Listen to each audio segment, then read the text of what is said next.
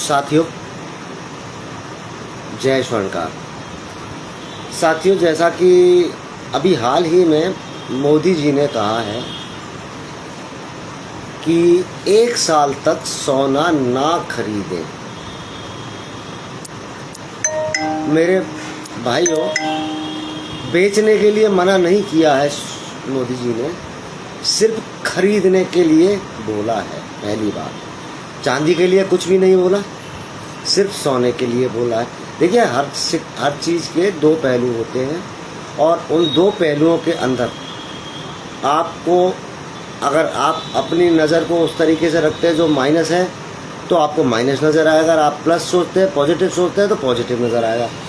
अब यहाँ पर मैं आपको बताना चाहता हूँ साथियों कि आज इस घटना को देख करके मुझे वो याद आ गया जो स्वर्ण अधिनियम कानून था। जिस प्रकार से स्वर्ण अधिनियम कानून बना था, तब सबसे ज़्यादा विरोध उसका होने लगा था। और विरोध कौन कर रहे थे? वो लोग कर रहे थे जिनका सोने चांदी से कोई मतलब नहीं था, लेकिन वो विरोध कर रहे थे। और समाज के लोगों को भड़का भड़का करके हड़ताल की आग में झोंक दिया था उन लोगों ने। उनका मकसद सिर्फ ये था कि ये स्वर्ण अधिनियम कानून टूट जाए, और उन्होंने हड़ताल की रूपरेखा रच के और उसको तुड़वा दिया। उसका दुष्परिणाम क्या निकला साथियों? उसका दुष्परिणाम यह निकला कि जो कानून बना था एकल सुनारों के लिए बना था कि ये सोने का अधिकार रखने का, सोना रखने का अधिकार सिर्फ स्वर्णकार समाज को है। और यदि ये कानून पास हो गया, लागू हो गया, तो जो अन्य कॉरपोरेट व्यापारी थे, मैं नाम मतलब किसी का नाम ले ले तो अच्छा है, समझ चुके होंगे, उन लोगों के हाथ से यह व्यापार बिल्कुल फिसल जाता और इस व्यापार में एक छत्र राज करने वाला सिर्फ सुनार हो जाता। लेकिन उन लोगों की गहरी चाल उसको सुनारों को भड़काया और उसका विरोध करवा दिया। सेम उसी तरीके से अब जो ये मोदी जी ने कहा है कि 1 साल तक सोना ना खरीदे, बेचने का मना नहीं किया है, आप जितना मर्जी बेचिए। और फिर मैं बात करता हूँ आप लोगों से, बेचने के नाम पर सुनारों को जो फड़फड़ाहट मची हुई है, बुरा मत मानना मेरे दोस्तों, मैं माफ़ी चाहता हूँ अगर बुरा लगता है तो। अरे सुनारों के पास 20% लोग हैं जो इस व्यापार में हैं, 80% लोग तो कॉर्पोरेट घराने में चला गया जो 0% वेस्टेज से माल बेच रहे हैं। तुम लोगों को शर्म नहीं आती? 0% माल बिक रहा है और तुम्हारे मुंह से एक आवाज़ नहीं निकल रही। और एक शब्द अगर मोदी जी ने देश के प्रति और सुनारों के प्रति, अभी मैं बताऊंगा, ध्यान से सुनना, देश के प्रति और सुनारों के प्रति यदि एक शब्द बोल दिया है कि जिसमें सुनारों का फायदा हो, उसका विरोध कर रहे हो, शर्म आनी चाहिए। तुम जैसे लोगों ने विरोध कर करके स्वर्ण अधिनियम कानून को तोड़वा दिया, तुम जैसे लोगों ने विरोध कर करके, गुमराह कर करके 47 दिन की हड़ताल करवा दी। नहीं तो उसी समय पर कॉर्पोरेट घरानों से ये व्यापार समाप्त हो चुका होता। अभी तुम दुकानों पर बैठे इधर उधर की गपर सुपड़ करते हो। दुकानों पर ग्राहक यदि किसी के पास है तो वो कॉर्पोरेट व्यापारी हैं। आपके पास कुछ नहीं है सिवाय गाल बजाने के, सिवाय बकलोली करने के, सिवाय राजनीति करने के। और राजनीति क्यों ना करोगे आप? क्योंकि आपके पास व्यापार नहीं बचा। आप व्यापार से आपका 0 लेवल हो चुका है। तो आपके पास अपने साख को बनाने के लिए, अपने आप को बचाने के लिए राजनीति तो करोगे ही ना। और राजनीति भी किस तरीके की कर रहे हैं आप? जिस समाज के नाम से तुम राजनीति कर रहे हो, उस समाज को डुबोने का काम कर रहे हो। ये बड़ी शर्मनाक बात है। मुझे नहीं लगता कि ऐसे लोग अगर इस समाज के अग्रसर बनते हैं और ये समाज तर जाएगा, कदापि नहीं। समाज की भावनाओं से खेलने के बाद, समाज के नाम से खेलने के बाद आप लोग मुझे ये बताइए, आप बार बार में कहते हैं कि राजनीति राजनीति राजनीति में हमारा अधिकार चाहिए। अब से पहले भी एमएलए थे, एमपी थे ना इस समाज के। क्या कर लिया उन्होंने तुम्हें, और तुमने क्या करवा लिया उनसे? आज भी है, एमपी है, एमएलए है, क्या मिल गया, क्या ले लिया तुम लोगों ने उनसे, और उन्होंने क्या दे दिया? जब ना पहले मिला ना आज मिल रहा है, तो आपसे क्या उम्मीद करेंगे कि आप दोगे कुछ समाज को? सिर्फ समाज के नाम से तुम राजनीति करोगे, समाज को लूटोगे, और इसके अलावा तुम कुछ नहीं कर सकते। प्लीज मेरा आपसे अनुरोध है कि समाज के नाम से राजनीति करना बंद कर दो। अब मैं मुद्दे पर आता हूं।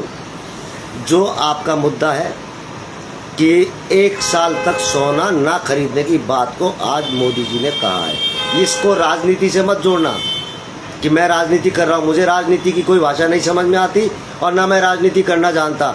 हाँ, सच का सच बोलना आता है और झूठ का झूठ कह देता हूँ। हाँ, तो मेरे भाइयों, आपको पता होना चाहिए कि जितने भी देश हैं पूरी पृथ्वी पर, जितने भी देश हैं, क्या आप मुझे बता सकते हो कोई एक ऐसा देश जिसका पेट्रोल बढ़ा नहीं हो, जिसने पेट्रोल के दाम नहीं बढ़ाए? क्या आप किसी ऐसे, फोन आ रहा है, प्लीज फोन ना करो भाई।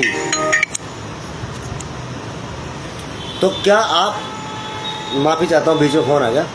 तो क्या आप मुझे बता सकते कोई ऐसा देश जिसने अपने पेट्रोल के दाम को नहीं बढ़ाया? शायद आपकी जुबान से यही निकलेगा, भारत एक ऐसा देश है जिसने पेट्रोल का दाम नहीं बढ़ाया। ठीक, चलिए अब आप दूसरी तरफ आते। देखिए, नेगेटिव सोचने वालों का कोई इलाज नहीं है, वो पहले भी थे। जब राम का राज्य चलता था ना, तब भी ये नेगेटिव आदमी थे जिन्होंने सीता माता के ऊपर लाछन लगाया और उन्हें घर से बाहर निकलवा दिया। वो पहले भी थे, तो वो आज भी हैं। उनको आप इग्नोर कीजिए, आप मुद्दे पर बात किए, सत्यता पर आइए। तो शायद ही कोई ऐसा देश होगा जिसमें पेट्रोल के दाम ना बढ़े हो। अगर कोई नाम लिया जा सकता है ऐसे देश का, तो उस देश का नाम है भारत। अब दूसरी तरफ आते हैं। यदि उन्होंने कहा कि सोना ना खरीदे, बेचने के लिए नहीं मना किया, तुम बेचो, ग्राहक आए तुम्हारे पास, बेचो ना, बेच लो।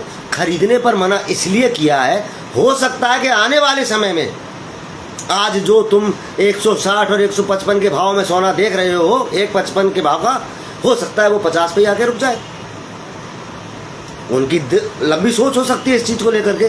कोई ऐसा हथकंडा चल रहा हो अंदर ही अंदर, जिसकी वजह से सोने के दाम गिर सकते हैं। शायद इसलिए कह दिया हो, और मुझे उम्मीद है कि ये बात सत्य है। जो व्यक्ति इस देश के लिए सारे इतने महायुद्ध के बाद इस देश में पेट्रोल को नहीं बढ़ा रहा हो, तो मुझे लगता है कि ये देश की जनता के पक्ष की बात है कि आप सोना ना खरीदो। हो सकता है कि सोने के भाव गिर जाए। क्यों? क्योंकि चाइना के बाद भारत एक ऐसा देश है जो सर्वाधिक इंपोर्ट करता है सोने का। जब हम सोना ही नहीं खरीदेंगे तो सोने की पोजीशन डाउन होगी, उसके भाव। देखिए, एक सब्जी मंडी के अंदर जब सब्जियां ज़्यादा हो जाती है ना, तो उसके भाव गिर जाते हैं। जब मौसम होता है, उस मौसम में फल मिलता है, वो सस्ता मिलता है। अभी आम का भाव चल रहा है, तो अभी बहुत सस्ते आम मिल जाएंगे आपको। लेकिन जब आम जब बाजार से कोई खरीदेगा नहीं ना, तो और भी सस्ता हो जाएगा। इसी प्रकार से जब कोई सोना खरीदेगा नहीं, तो सोने के दाम उनको गिरा, क्योंकि सोने के रेट तुम पैदा नहीं करते। सोने के रेट तुम तो क्या, तुम्हारी 7 पुश्तें भी निकल गई और आके निकल जाए, तब भी तुम सोने का रेट नहीं खोल सकते। सोने का रेट तो वही खोलेगा, अमेरिका ही, इंग्लैंड ही। मतलब तुम्हारे बस का नहीं है। तुम गाल बजा बजा करके देश को, अफवाह फैला करके समाज को, और उल्टी सीधी भावना तक बात फैला करके देश को बर्बाद कर सकते हो। इससे ज़्यादा तुम्हारे पास कुछ नहीं है, तुम्हारी औकात नहीं है। हिंदुस्तान में बैठे किसी भी सुनार की औकात नहीं है कि सोने का भाव खोल दे। सोने का भाव वो खोलेंगे। अब जब जिसके पास कोई मटेरियल पड़ा है और उसको पैसे की ज़रूरत होती है, क्योंकि युद्ध चल रहा है, अमेरिका की सांसें रुकी हुई है युद्ध के नाम पर, हो सकता है कि उसको पैसे की ज़रूरत पड़े, और जब पैसे की रिक्वायरमेंट आएगी तो उसे सोना बेचना पड़ेगा। जब सोना खरीदने वाला ही नहीं होगा तो बेचेगा किस भाव से? आपको जब अपने पैसे की जरूरत पड़ती है ना तो 20 लाख के प्लॉट को 15 लाख में बेच देते हो आप। आपको जब गाड़ी बेचनी होती है, पैसे की जरूरत होती है, तो 5 लाख की गाड़ी 2 लाख में बेच देते हो। क्यों? क्योंकि पैसे की जरूरत है, गाड़ी की बाद में आ जाएगी गाड़ी। तो इसी प्रकार से अब आने वाले समय में हो सकता है अमेरिका के सामने ये समस्या खड़ी हो जाए। और सब जानते हैं कि समस्या किस ढेर पर खड़ा हुआ है, कर्ज के ढेर पर है या आज़ादी के ढेर पर है, आबादी के ढेर पर है। उसकी स्थिति खराब है। ऐसी स्थिति में वो अपने आप को मजबूत करने के लिए उसके पास एक ही विकल्प है, वो विकल्प है सोने को बेचना। और जब सोने को बेचेगा तो तब जब खरीदने वाला होगा, और जब आप लोग खरीदना बंद कर दोगे ना तो वो सोने के धक्के खाता फिरेगा, भाव गिराना शुरू करेगा। हो सकता है सोने का भाव 50 भी आ जाए, लेकिन वो तब संभव है जब आप जैसे महानुभाव इस चीज को लेकर के संयम बरते, भावनाओं से बचे। अरे सुनारों के फायदे के लिए भी तो हो सकता है ये कि आज अगर सुनार के पास में सोना रुक जाएगा तो आगे काम आएगा। दूसरा, इस भाव में अगर भाव गिरते हैं तो भाव बढ़ने से गरीब बनाने वाला मरा था। जब भाव बढ़ाए गए थे तब कौन मरा है? जो व्यापारी बनाने वाला था। और भाव गिरते के साथ ही वो मर जाता है जो स्टॉक लेके बैठा होता है। आपको इतनी सी गणित समझ में नहीं आती और आप सुना रहे अपने आप को कहते हो। भाव जब बढ़ता है तो वो आदमी परेशान होता है जो बना करके बेचता है। वो क्यों? क्योंकि उसने कम भाव में ऑर्डर ले लिया और देने के टाइम पे भाव बढ़ गए तो उसकी मुसीबत खड़ी हो जाती है। लेकिन यदि भाव गिरने लगता है तो वो व्यक्ति परेशान होता है, उसके ऊपर पड़ती है मुसीबत की चोट। जिसके पास स्टॉक पड़ा है, महंगे में ले लिया, अब उसको कहाँ लेके जाएगा, मजबूरी हो जाती है उसकी। और वो स्टॉक वाले सुनार नहीं है, कोई 2-4 होंगे। मैं नहीं मानता कि मतलब कि सारे सुनार लखपति, करोड़पति, अरबपति है, होंगे 2-4, 5-10 हो सकते हैं। और जो पैसे वाले हैं मैं उनका सम्मान भी करता हूँ और भगवान से प्रार्थना करता हूँ कि आप दिन दुगने रात चौगने बढ़े। लेकिन उन 4 आदमियों के पीछे 4000 करोड़ आदमियों की बलि ना चढ़ाओ, अफवाहें मत फैलाओ। तुम पैसे वाले हैं तो तुम्हारा ध्येय बन चुका है राजनीति के कैरियर के साथ खेलने का। आप खेलिए, समाज आपके साथ है, आपकी कुछ नीतियाँ सामने लाइए, समाज आपके साथ हो जाएगा। लेकिन इसका ये मतलब नहीं कि आप समाज को गुमराह करके गलत दिशा में मोड़ दें। पहले आपने स्वर्ण अधिनियम में गलत दिशा में मोड़ दिया, आपका कुछ भी फायदा नहीं हुआ और सुनार मारा गया। फिर 47 दिन की हड़ताल हुई। सरकार ने 47 दिन की हड़ताल के पीछे जो 2% टैक्स की व्यवस्था रखी थी, उस व्यवस्था का मतलब ये था सरकार का कि ये टैक्स कस्टमर से लिया जाएगा और उसको दिया जाएगा। क्या आ रहा है?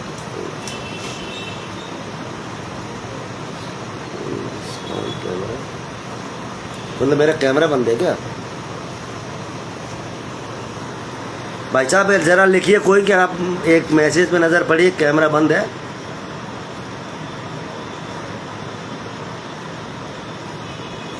मैं कैमरा तो चालू दो। हाँ, मैं फिर भूल गया इसके चक्कर में, पता नहीं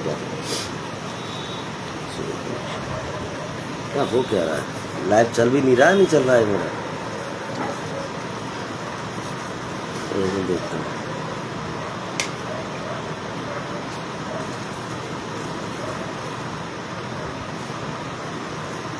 ओके है कैमरा। मेरी आवाज़ आ रही है? चलिए ठीक है। Thank you Verma ji, thank you Jitendra ji आपका। मैं देखा एक के कैमरा तो मैं इसलिए हो गया। चलिए थैंक यू। तो साथियों, हम कह रहे थे कि समाज की व्यवस्थाओं को उस तरीके से ना करो जो पहले तुम गलतियां कर चुके हो। पहले आप लोगों ने इन 4-6 लोगों के पीछे एक हमारी जाति के लिए बना हुआ कानून था, उसका सर्वनाश कर दिया, कुछ नहीं मिला। अगर वो कानून आज होता तो इस पृथ्वी पर सुनारों में एक छत्र राज करते आप, क्योंकि वो उस कानून में ही लिखा था कि सोने का अधिकार रखने का सिर्फ सुनार के पास है। और क्यों है?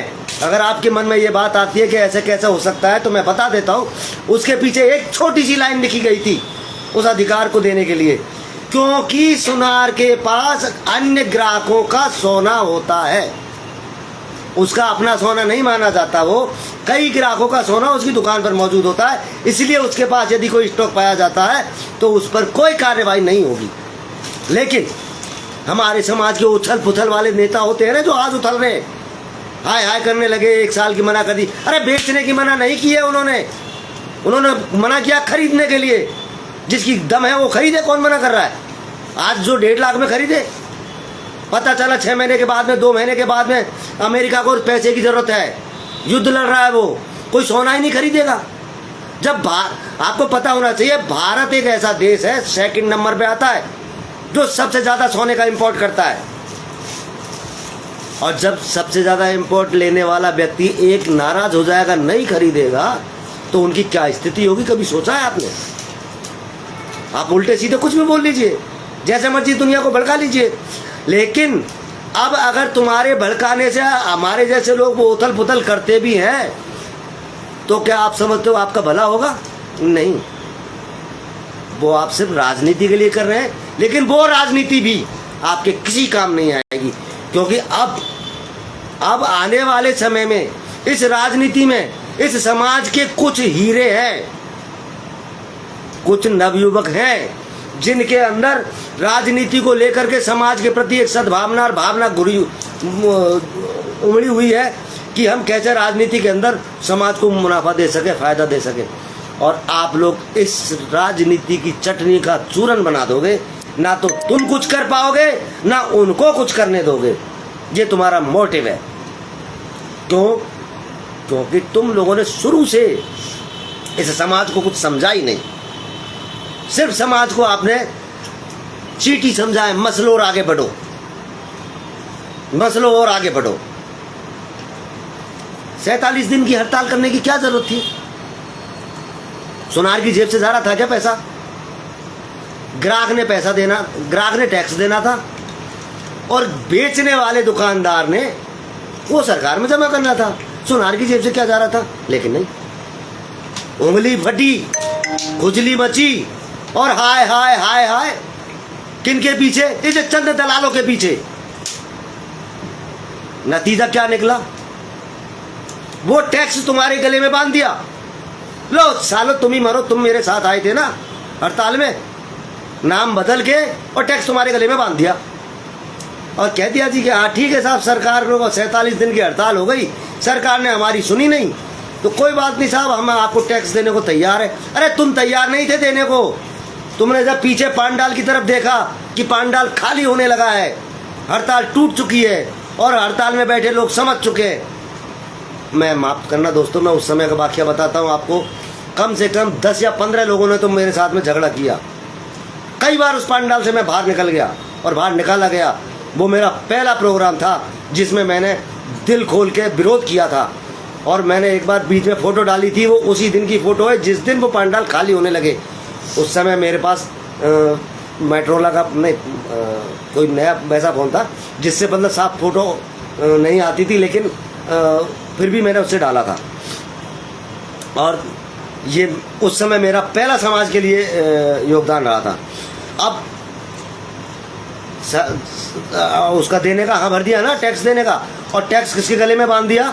उनके गले में बांध दिया वो टैक्स जो लोग तुम्हारी सहायता के लिए हड़ताल में आए थे। तुम तो साफ निकल गए, कह दिया ना सरकार को कि जी हम दे देंगे टैक्स को, लेकिन हम बनाने वाले को ही दे देंगे, सरकार को नहीं देंगे। वो सरकार को तो बनाने वाला दे देगा। जानते हो उसके पीछे क्या लॉजिक था? कि अगर ये टैक्स के नाम से सरकारी कर्मचारी दुकान में घुस गया तो हमारी दुकान पर स्टॉक खत्म हो जाएगा। स्टॉक खत्म का मतलब जानते हो? सरकार के खाते में आपकी दुकान पर 500 ग्राम सोना है, लेकिन आपकी दुकान पे कम से कम 25 किलो सोना मौजूद है। ईमानदारी का 5 किलो है, तो बेईमानी का नंबर 2 का 25 किलो है।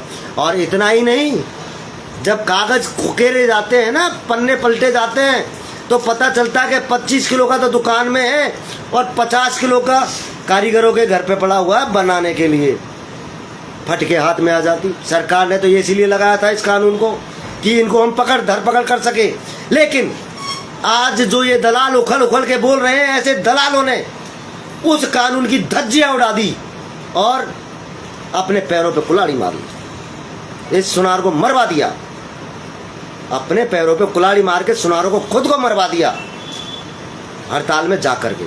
काश वो 47 दिन की हड़ताल नहीं होती और वो कानून एज इट इज लागू हो गया होता, तो आज ये कॉर्पोरेट घरानों के दुकानों पे हर 8वें दिन एक सरकारी कर्मचारी सिर्फ चढ़ता और डायरिया देखता, और डायरिया देखने के नाम से जब अंदर चढ़ता ना तो उसकी दुकान से स्टॉक पहले गायब हो जाता। अब आप सोचते हो उससे फर्क क्या पड़ता, तो मैं अब आपको समझाता हूं क्या फर्क पड़ता। एक सुनार की दुकान पर एक ग्राहक आता